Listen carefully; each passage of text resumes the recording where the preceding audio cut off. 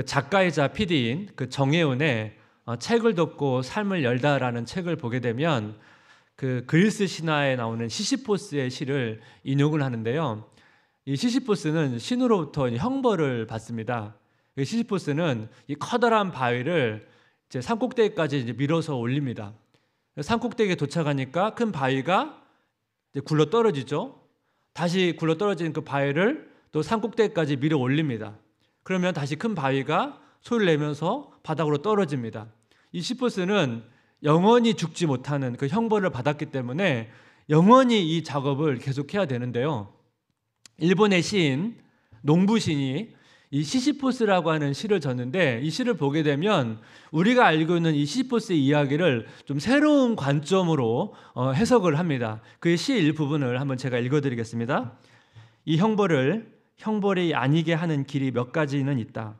그 하나는 시시포스가 힘에 부치는 커다란 바위를 산 꼭대기까지 다 짊어지고 올라갔을 그때의 기쁨이고, 또 하나는 커다란 돌이 다시 바닥으로 굴러떨어지는 것을 바라볼 때의 휴식이고, 다시 또 한 차례 그 바위를 짊어지고 오르기 위해 천천히 산을 내려갈 때 주변 풍경이 주는 짭짤한 깊은 위로다. 형벌이란 하나의 단면이다. 형벌이란 한 단면의 풍경이다. 형벌은 영원히 계속되고 기쁨과 위로 또한 영원히 이어진다. 시시포스 이야기는 이 반복되는 노동과 고통을 상징하는 내용입니다. 근데 이 시인은 이 반복되는 노동과 고통 속에서 정상에서의 성취의 기쁨, 돌이 굴러 내려갈 때 잠시의 휴식, 그리고 내려가면서 주변 풍경을 통한 위로. 그러니까 고통만 있는 게 아니고 거기는 성취가 있고 또 휴식이 있고 위로가 있다는 것을 강조합니다. 아담과 하와가 에덴 동산에 있었을 때 사실 모든 게 기쁨이었습니다. 노동도 기쁨이었습니다. 그런데 아담과 하와가 죄를 짓자마자 인간에게 이제 고통이 시작됐죠. 그래서 모든 인간은 그 이후부터 마치 커다란 바위를 밀어 올리는 듯한 그런 수고를 하면서 지금 살아가고 있습니다. 이 과정에서 나의 계획이 때로는 거절되거나 때로는 실패되거나 나의 모든 수고가 헛되게 느껴질 때가 있습니다. 우리가 이런 상황에서 어떻게 이 성취와 또 휴식과 또 위로를 풍성히 누릴 수 있을 것인가? 이 다윗과 하나님과 이 언약을 통해서 그래서 답을 좀 찾아보기를 원합니다. 다윗이 이 도망자의 삶을 살 때는 이 동굴이나 임시 텐트에서 살았습니다. 다윗이 왕이 되고 어느 정도 안정적인 삶을 살자 이제 백향목 궁후에서 살게 됐습니다. 이 백향목은 그 당시에 아주 고급 재료입니다.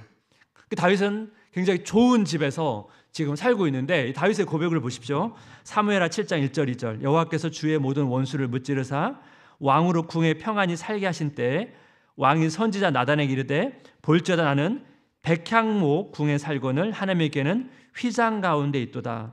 나는 백향목 궁에 살거늘 하나님에게는 휘장 가운데 있도다.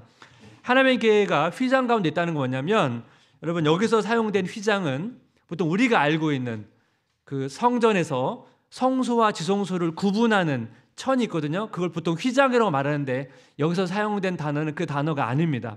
여기서 사용된 이 휘장은 염소 털로 만들어진 천이나 아마포 천을 가리킬 때 사용되는 단어입니다. 쉽게 말한다면 텐트를 덮는 덮개를 말합니다.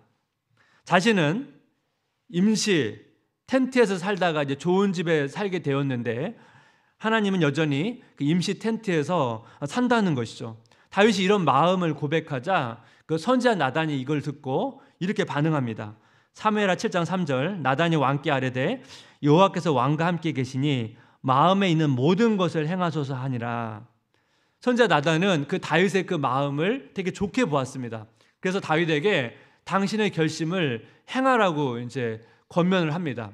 그날 밤에 하나님께서 나단에게 나타나서 다윗은 성전을 건축할 수 없다고 말씀하세요.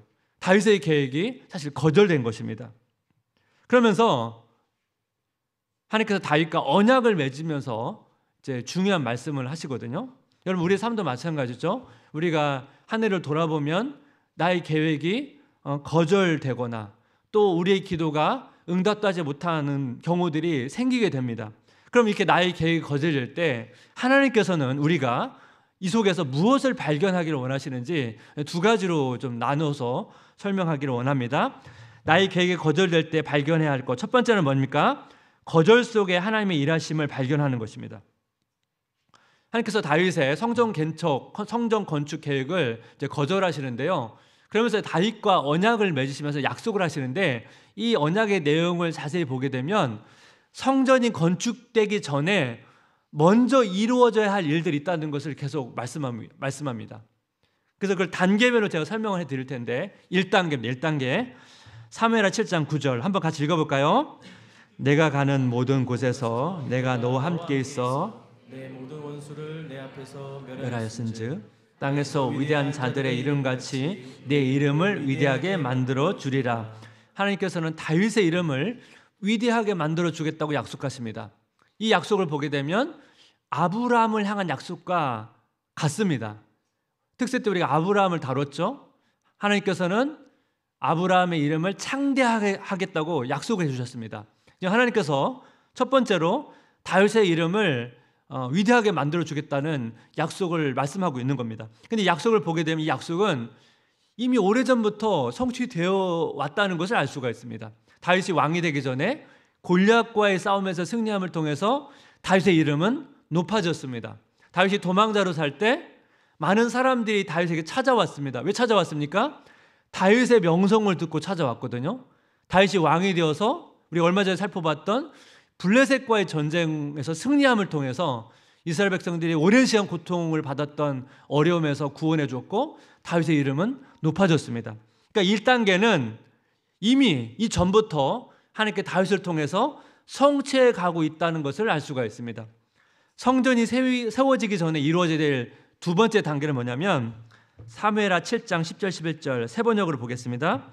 이제 내가 한 곳을 정하여 거기에 내 백성 이스라엘을 심어 그들이 자기의 땅에서 자리 잡고 살면서 다시는 옮겨 다닐 필요가 없도록 하고 이전과 같이 악한 사람들에게서 억압을 받는 일도 없도록 하겠다. 이전에 내가 나의 백성 이스라엘에게 사사들을 세워준 때와는 달리 내가 너를 너의 모든 원수로부터 보호하여서 평안히 살게 하겠다. 그뿐만 아니라 나 주가 너희 집안을 한 왕조로 만들겠다는 것을 이제 나 주가 너에게 선언한다. 이 내용을 보면 핵심은 뭡니까?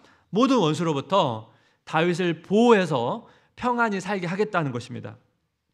이후에 다윗이 이제 솔로몬에게 이제 성전 건축을 이제 부탁을 하면서 무슨 얘기를 하냐면 하나님께서 다윗 자기 자신에게 하신 그 말씀을 인용하면서 솔로몬에게 한 내용이 있거든요. 그게 역대하상 22장 8절 말씀인데 여호와의 말씀이 내게 임하여 이르시되 너는 피를 심히 많이 흘렸고 크게 전쟁하였느니라. 내가 내 앞에서 땅에 피를 많이 흘렸은즉 내 이름을 위하여 성전을 건축하지 못하리라. 다윗은 전쟁에서 많은 피를 흘렸기 때문에 성전을 건축할 수 없다는 것인데요. 이 말씀을 사실 여러분 뒤집어서 보면 다윗은 계속 주변 나라와 전쟁을 했고 또 내부적으로는 여러 가지 반란을 일으키는 사람들을 진압해야 됐습니다. 계속 피를 많이 흘려야 됐던 거죠. 그러니까 이거 무슨 얘기입니까? 다윗이 뭔가 성전 건축에 집중해서 여기에 마음을 쏟을 수 있는 그런 여유가 없었다는 것을 알 수가 있습니다. 그러니까 하나님의 때가 아니라는 거예요. 그래서 솔로몬이 왕이 되었을 때 외부적으로 내부적으로 안정이 되었을 그때가 하나님께서 성전을 건축할 최적의 타이밍이라고 말씀을 하고 있는 것입니다. 성전을 세우기 전에 먼저 이루어져야 될 것 3단계 사무엘하 7장 12절 세 번역을 보니까 너희 생애가 다하여서 내가 너희 조상들과 함께 묻히면 내가 내 몸에서 나올 자식을 후계자로 세워서 그의 나라를 튼튼하게 하겠다. 3단계 내용이 뭐죠? 솔로몬이 왕이 되었을 때 그의 나라를 튼튼하게 견고하게 하겠다는 거예요. 앞에서 말씀드렸죠. 다윗은 내부적으로 외부적으로 전쟁이나 갈등을 계속 진압해야 됐기 때문에 점점 나라가 확장되고 강해진 것은 맞지만 계속 불안한 요소들이 있었단 말이에요. 이 불안 요소가 다 제거되고 나서 솔로몬이 왕이 되었을 때는 그런 것이 없으니까 어떻게 해요? 더 나라가 견고해질 수밖에 없죠. 어떻게 보면 다윗의 수고를 이 솔로몬 왕이 누리게 된 것입니다. 그리고 마지막 4단계가 뭐냐면 사무엘하 7장 13절 세 번역을 보니까 바로 그가 나 이름을 드러내려고 집을 지을 것이며 나는 그의 나라를 왕위를 영원토록 튼튼하게 하여 주겠다. 솔로몬이 이제 성전을 건축하게 될 것이라는 거죠. 그러니까 성전 건축하기 전에 먼저 이루어야 될 것들이 있다는 것을 지금 하나님께서 다윗에게 약속을 하고 있는 것입니다.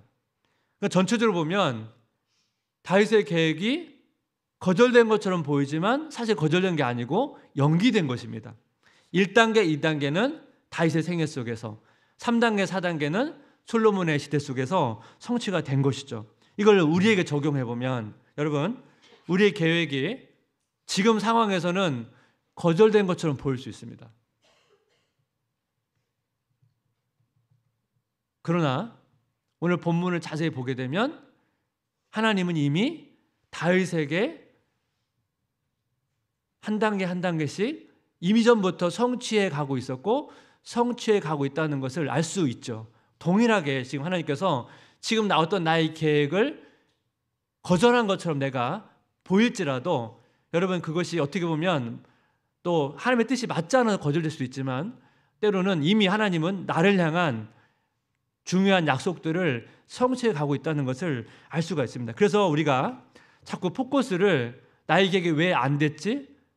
이 계획 언제 이루어지지? 자꾸 여기에 포커스를 맞추면 하나님께서 나를 위해서 아무것도 행하지 않는 것처럼 느껴질 수 있거든요. 그래서 여러분, 그렇게 하면 안 되고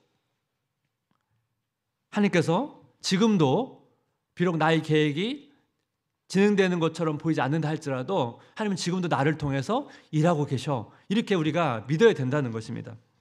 이번에 이제 추수감사주일에 이제 감사쓰기를 할 텐데요. 이전 감사쓰기랑 다른 점이 하나 있습니다. 그래서 이 감사 카드를 보시면 여기 왼편에 5가지 영역에서 이제 보통 우리가 썼던 것처럼 감사한 걸 쓰는 거예요. 근데 여러분, 이게 좀 작거든요. 아마 여기로는 부족할 거예요. 그래서 감사한 거를 여러분 왼편에 쓰세요.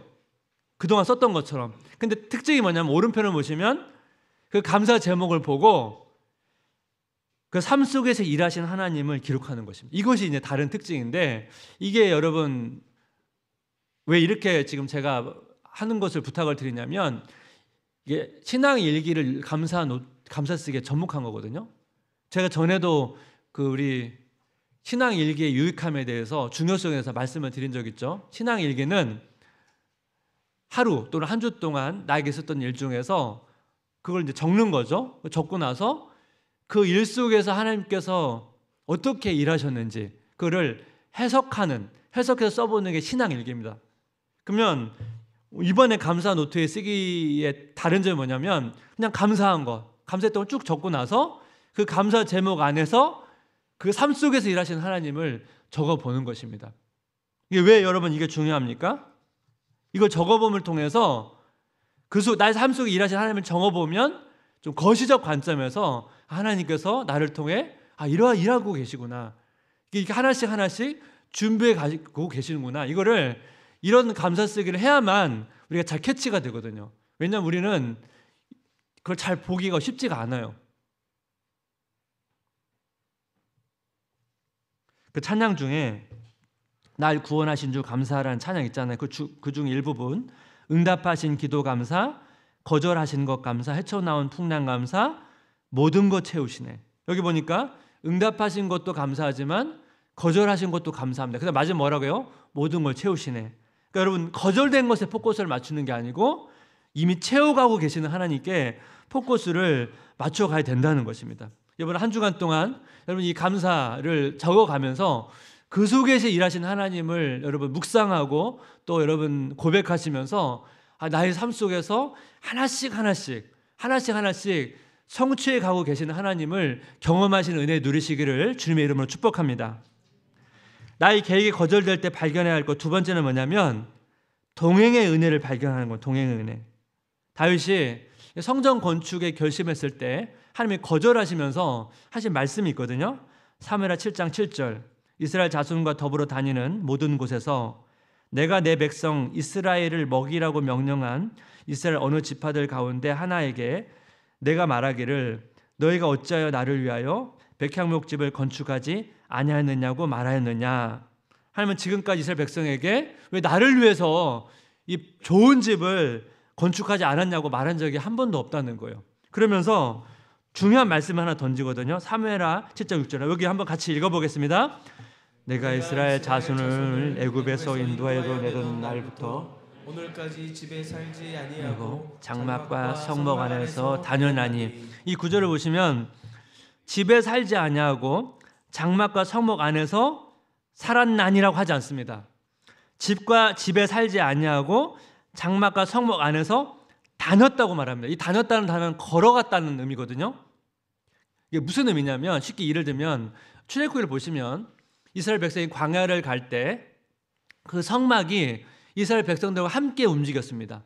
함께 움직였다는 뭐예요?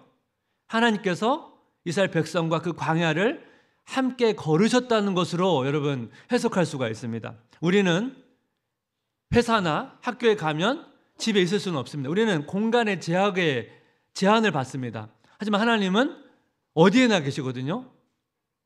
집에도 계시고 일터에도 계시고 또 교회도 계시고 편재하심이라고 보통 말하는데 하나님은 어디에나 계시기 때문에 집이 필요가 없습니다. 하나님은 백성들과 함께 그 걷기를 원하십니다. 그래서 이 단어가 사용된 이 단어가 워낙 구약에서 많이 사용됐는데 이 단어가 사용된 중요한 본문 하나 같이 보겠습니다. 창세기 5장 22절 한번 같이 읽어볼까요? 무드셀라를 낳은 후 300년을 하나님과 동행하며 자녀들을 낳았으며. 여기 보니까 에녹은 300년을 하나님과 동행하며, 이 같은 단어거든요. 300년 하나님과 걸었으며 이게요. 에녹이 하나님과 걸었다는 것은 하나님도 에녹과 걸었다는 의미죠. 그러니까 에녹은 자신과 함께 걸으시는 하나님을 알았다는 것입니다.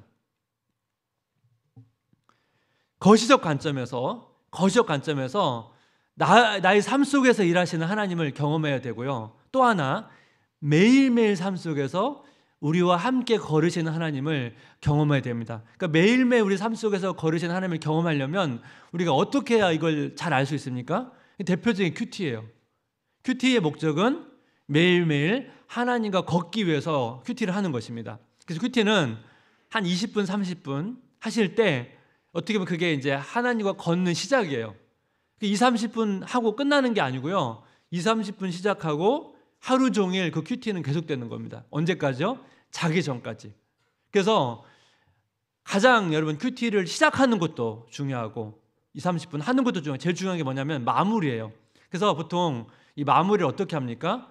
제가 앞에서 말씀드렸던 신앙 일기를 쓰면 가장 좋은데 우리가 신앙 일기를 쓰는 게 어려울 수 있잖아요. 그럼 어떻게 해야 됩니까? 자기 전에 잠시 하루를 돌아보는 거예요. 잠시 오늘 하루를 내가 하나님과 어떻게 걸었는가.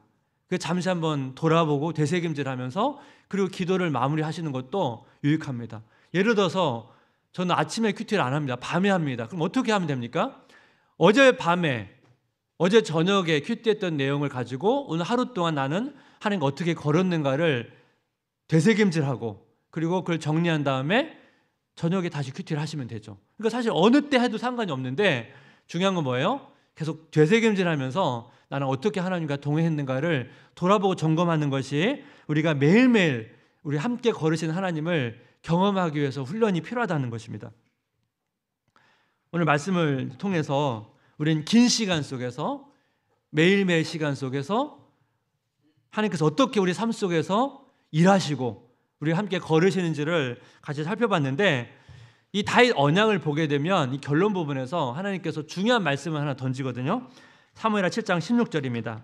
내 집과 내 나라가 내 앞에서 영원히 보존되고 내 왕위가 영원히 견고하리라 하셨다 하라. 여기 보니까 다윗의 집과 다윗의 나라가 영원히 보존되고 영원히 견고한데요. 근데 우리가 이스라엘 역사를 보는 것처럼 여러분 다윗 왕조가 영원합니까? 아니잖아요. 멸망을 하거든요. 바벨론으로부터. 그러면 이 본문의 의미는 그냥 문자적 의미보다 훨씬 더 깊은 의미가 있다는 것을 알 수가 있습니다. 뭘 의미하죠? 다윗의 자손인 예수 그리스도가 이 땅에 오셔서 세우실 그 하나님의 나라가 영원히 보존되고 영원히 견고하다는 것을 사실은 지금 말씀하고 있는 것입니다. 그런데 여기서 중요한 게 있어요. 예수님께서 이 땅에 오셨을 때 예수님께서 여러분 십자가에서 우리를 위해서 대신 죽으셨죠. 여러분 아는 것처럼 예수님은 성부 하나부터 일시적으로 거절을 당하셨습니다. 왜 거절을 당하셨습니까? 우리가 하나님 아버지로부터 거절을 당하지 않도록, 버림받지 않도록 예수님께서 일종의 버림을 받으셨습니다. 거절을 당하셨습니다. 근데 여러분, 예수님의 거절당하심은 일시적인 거절당하심입니다. 이후에 예수님은 십자가의 죽음 이후에 부활하심을 통해서 하나님 아버지께서 예수님을 다시 높이셨습니다. 동일하게 우리도 이 땅에서 일시적으로 우리가 계획에 거절될 수도 있고 마치 버림받은 것처럼 느껴질 수가 있습니다. 우리 삶에는 그런 일들이 있습니다. 하지만 하나님께서 우리를 버리지 않는다는 것, 예수님을 버리지 않는 것처럼 결코 우리를 버리지 않는다는 것, 그리고 우리 눈에는 뭔가 거절된 것 같고 버림받은 것 같이 보일지라도 하나님 아버지께서 우리를 위해서 이미 우리를 향한 그 약속을 지키시기 위해서 지금 이미 과거서부터 여러분을 위해서 하나씩 성취해 가고 있다는 것입니다. 이것을 우리가 알 수만 있다면 우리가 어떤 시련이 오더라도 아무리 무거운 바위를 밀어 올리는 이 고통과 수고를 한다 할지라도 우리는 그 속에서 하나님이 나를 위해서 성취하고 있다는 것, 그리고 그 속에서 우리가 하나님 안에서 안식을 누릴 수 있다는 것, 그리고 놀라운 위로를 받을 수 있다는 것을 우리 경험할 수 있는데 우리가 그것을 잘 우리가 신뢰하지 못하기 때문에, 잘 보지 못하기 때문에 늘 우리는 자꾸 뭔가 거절된 것 같고 잘 안 되고 그런 것밖에 보이지 않거든요. 저는 전에도 한번 말씀드린 것처럼 어린 시절부터 제가 계획한 대로 된 경우가 거의 없습니다.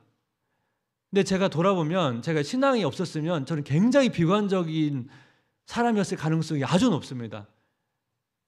왜냐하면 어릴 때부터 되게 아팠죠. 그리고 뭐 계속 뭔가 제가 계획한 대로 안 된 경우가 너무 많아가지고 이런 신앙이 없었다면 굉장히 비관적이고 그런 관점으로 인생을 바라봤을 사람인데, 다행히 제가 하나님을 만났기 때문에 그런 여러 가지 계획이 안 되고 해도 이제는 그런 신뢰가 있어요. 왜냐하면 내 계획이 안 됐지만 결과적으로는 더 나은 결과를 얻었다고 제가 믿기 때문에 지금도 내 계획이 잘 안 되고 새로운 계획이 틀어지고 새로운 것을 하게 되고 해도 제가 지금은 별로 그것에 요동하지 않거든요. 왜냐하면 그동안 경험한 게 있기 때문에. 여러분, 근데 우리가 다만 그 미래를 모르기 때문에 그 기간 동안 불안하고 걱정도 많지만 우리가 그 하나님의 약속을 붙들어야만 무거운 바위를 밀어 올리는 그 수고 속에서 그 성취와 그 안식과 위로를 누릴 수가 있거든요. 그래서 여러분, 오늘 이 성찬식을 통해서 그 하나님의 약속을 붙드시면서 우리 안에 찾아와 주신, 우리를 위해서 우리가 버림받지 않도록 자신이 친히 일시적으로 버림받으신 그 예수님의 사랑을 누리시기를 주님의 이름으로 축복합니다. 같이 이 시간 성찬식을 거행하도록 하겠습니다. 성찬식을 진행하는 동안 예수님의 살과 피를 상징하는 떡과 포도주를 먹고 마심을 통해서 우리 삶 가운데 일하시는 그 예수님의 일하심을 느끼시는 시간이 되시면 좋겠습니다. 성찬식을 위해서 함께 기도하겠습니다. 하나님 아버지, 하나님께서 다윗의 언약을 통해서 우리 삶 속에서 일하시고 동행하시는 그 하나님을 우리가 말씀을 통해 배웠습니다. 이 하나님을 우리가 우리 삶 속에서 경험할 수 있도록 은혜를 베풀어 주옵소서. 특별히 이 시간 우리가 성찬을 통해서 예수님의 살과 피를 상징하는 떡과 포도를 먹고 마심을 통해서 그 예수님의 그 사랑을 마음으로 뿐만 아니라 몸으로 느끼고 경험해 갈 수 있도록 인도해 주시옵소서. 예수님의 이름으로 기도드립니다. 아멘. 성찬식은 주님께서 제정하신 성례인데요, 분병하는 시간을 갖겠습니다.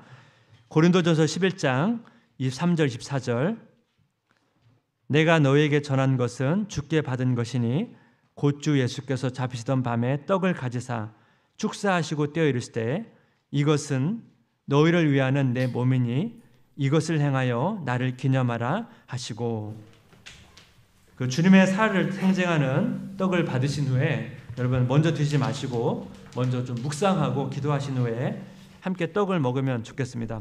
이 성찬은 세례나 입교를 받으신 분들만 참여하실 수가 있습니다. 그래서 세례나 입교를 받지 못하신 분들은 이제 분병에 참여하지 못하시지만 동일하게 이제 묵상하시면서 하나님의 은혜를 좀 누리시면 좋겠습니다. 이제 분병하는 동안 특주를 좀 들으시면서 그 예수님의 그 사랑을 묵상하는 시간을 갖도록 하겠습니다.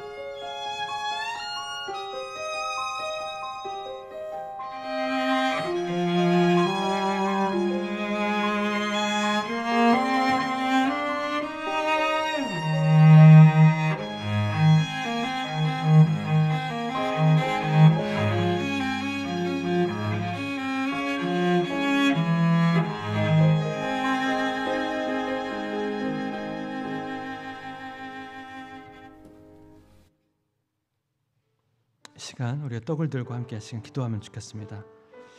우리 말씀을 좀 기억하면서 우리의 시선이 어디에 있는가, 우리의 초점이 어디에 있는가, 성취되지 못한 교회, 응답받지 못한 그런 기도에 초점을 맞추고 있는지, 아니 오래전부터 나를 통해 일하고 계시고 지금도 매일매일 나와 함께 걸으시는 그 하나님께 초점을 맞추고 있는지를 돌아보면서 시간 그 예수님의 그 사랑과 은혜를 우리가 묵상하면서 우리를 위해서 우리가 버림받지 않도록 십자가에서 버림받으신 그 예수님의 사랑을 느끼면서 다시 예수님을 부활로 높이시고 세우신 것처럼 비록 우리의 삶이 거절되고 버림받은 것처럼 느껴진다 할지라도 하나님 아버지께서 우리를 다시 높이실 것이고 우리를 돌보시킬 것이고 지켜주실 거라고 믿고 우리가 다시 한번 감사로 나아가면 좋겠습니다. 하나님 응답하신 것도 감사하고 거절하신 것도 감사합니다. 하나님 이미 우리를 통해서 나를 통해 성취해 가고 있다는 걸 믿습니다. 우리 나의 계획을 신뢰하지 않고 하나님의 계획을 신뢰합니다. 그 약속의 그 언약의 약속을 의지하면서 그 예수님의 사랑 십자가의 그 사랑을 묵상하며 하나님 우리가 그 주님을 풍성히 경험해 갈 수 있도록 은혜를 달라고 같이 한번 기도하면 좋겠습니다. 같이 기도하겠습니다. 하나님 아버지 은혜를 구합니다. 아버지 은혜를 구합니다. 주님 하나님의 도우심을 구합니다. 하나님 아버지 역사해 주시고 하나님 아버지 우리의 사랑과 우리의 연약함을 주님 앞에 고백합니다. 하나님 아버지 우리가 주님처럼 그렇게 주님을 온전히 신뢰하지 못하고 아버지 때로는 우리의 보여지는 것에 우리의 추천을 맞추며 살아갈 때가 참 많이 있음을 고백합니다. 하나님 아버지 우리를 위해서 성취해 가시는 하나님 변함없이 우리를 위해 일하시는 하나님 우리 함께 걸으시는 그 하나님을 경험해 갈 수 있도록 아버지 역사해 주시고 인도해 주옵소서. 하나님 아버지 보기를 원합니다. 하나님의 그 성취를 바라보기를 원합니다. 주님 붙잡아 주시기를 원합니다. 하나님 그 사랑을 깊이 경험해 갈 수 있도록 아버지 그 예수님의 사랑을 더 깊이 누려갈 수 있도록 하나님 아버지 반없는 하나님의 약속을 신뢰하며 나아갈 수 있도록 주님 붙잡아 주시고 그 은혜를 깊이 경험해 갈 수 있도록 아버지 역사해 주시고 인도해 주옵소서.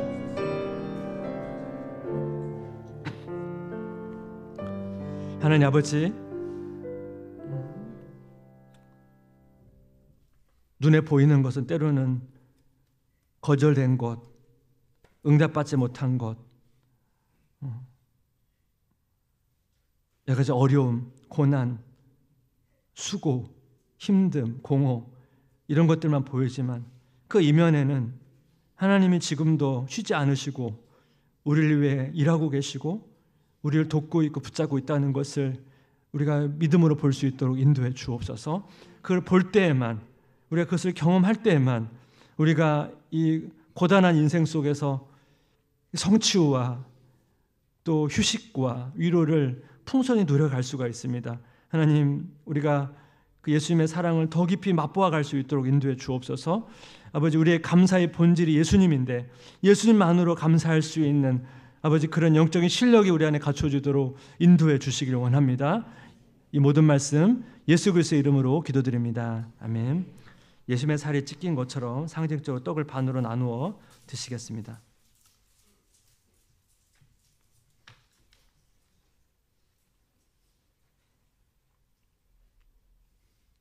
이제 분잔하는 시간을 갖도록 하겠습니다.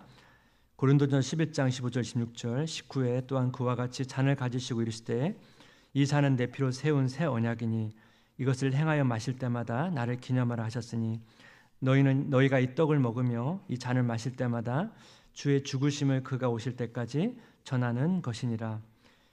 주님의 십자가의 그 흘리신 보혈을 우리가 생각하면서 이 잔을 먼저 드지 마시고 이 잔을 들고 또 주님을 깊이 묵상하신 후에 또 함께 마시도록 하겠습니다. 우리 다시 특주를 들으시면서 주님의 십자가의 그 은혜를 묵상하도록 하겠습니다.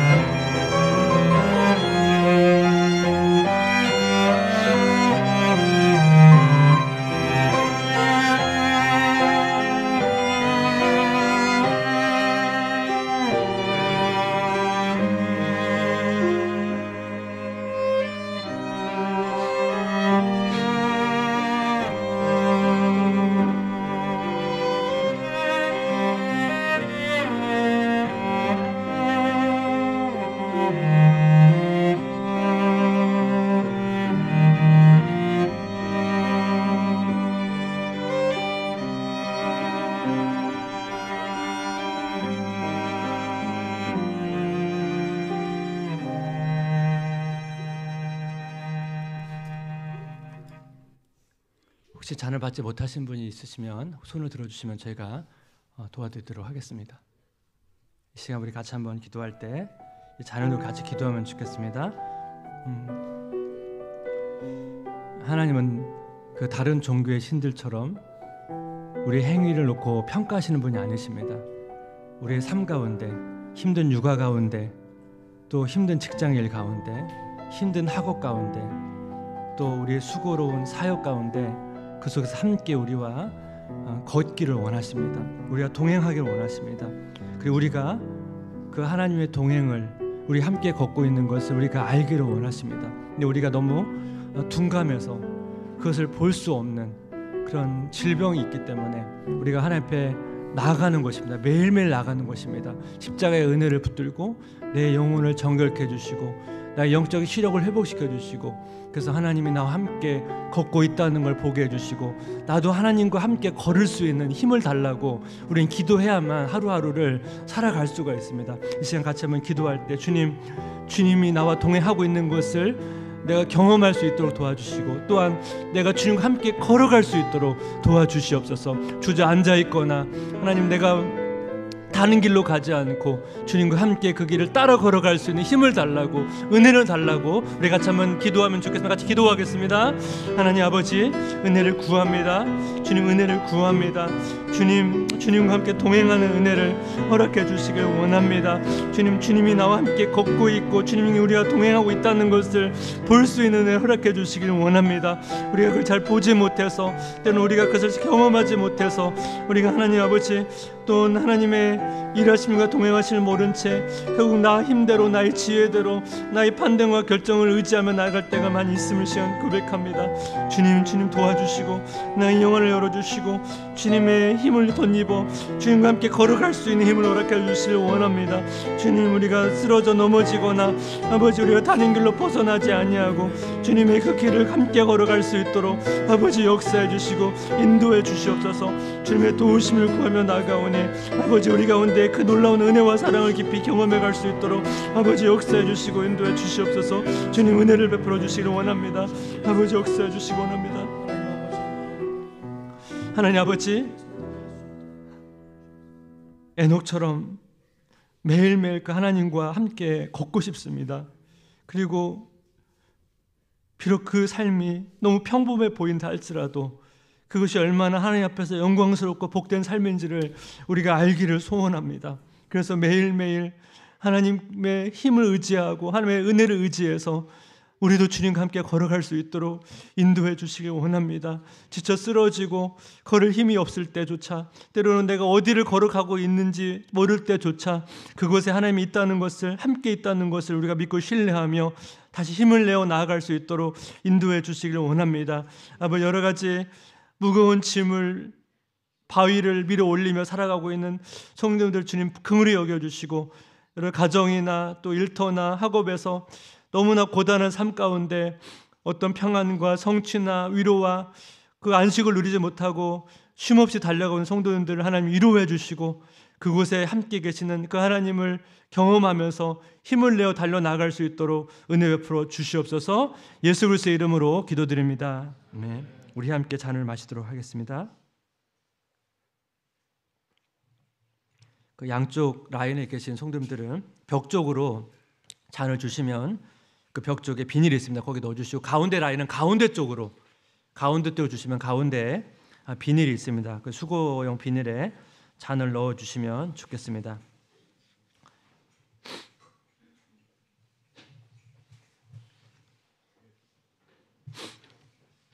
이 시간 함께 찬양 후에 축도로 예배를 마치도록 하겠습니다.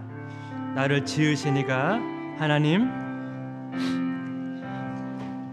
나를 지으시니가 하나님, 나를 부르시니가 하나님, 나를 부르시니가 하나님, 나를 보내시니도 하나님, 나를 보내시니도 하나님, 나의 나된 것은 다 하나님의 은혜라,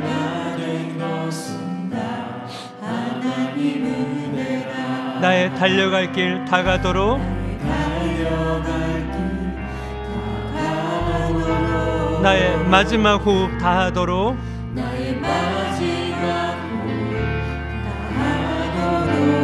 나로 그 십자가 품게 하시니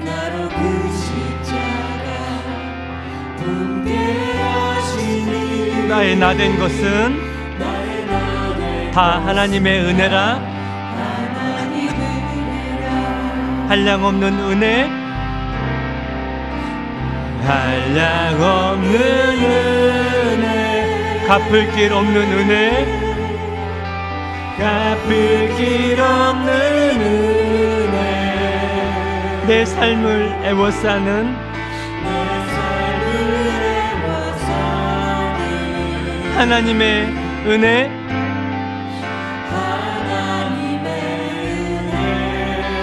나 주저함 없이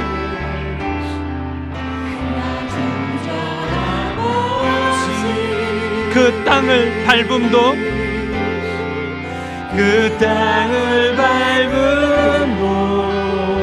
나를 붙드시는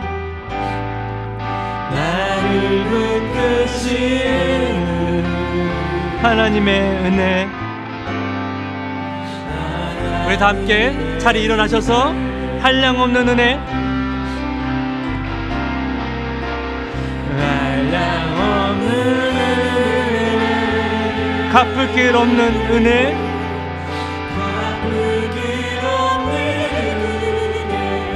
내 삶을 애워싸는, 내 삶을 애워싸는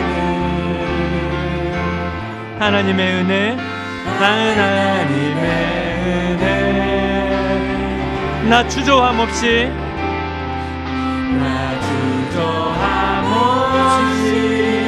그 땅을 밟음도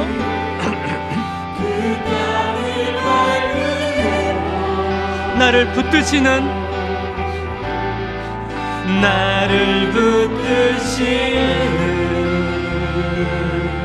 하나님의 은혜, 하나님의 은혜.